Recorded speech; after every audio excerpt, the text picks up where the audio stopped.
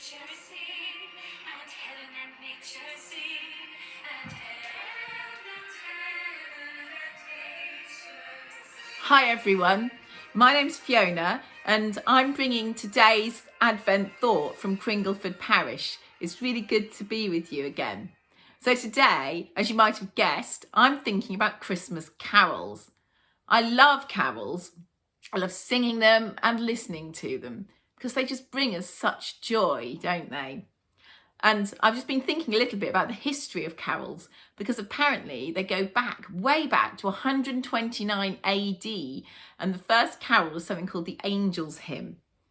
And apparently there was a time in the 16th century when Oliver Cromwell and the Puritans tried to ban carols, obviously unsuccessfully, because a couple of hundred years later they were soon widely being distributed and printed.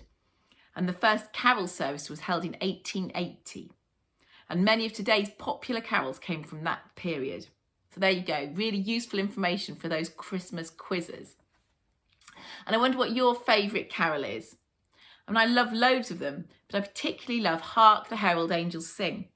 It's just so full of joy, isn't it, in both the words and the music.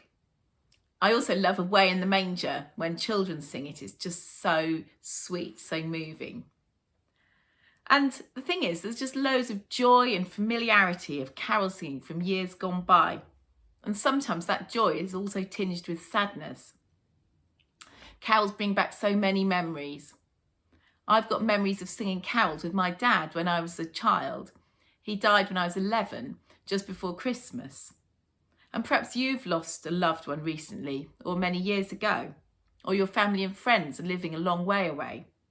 And at Christmas, we notice the people who should be there who aren't, and it's often not easy.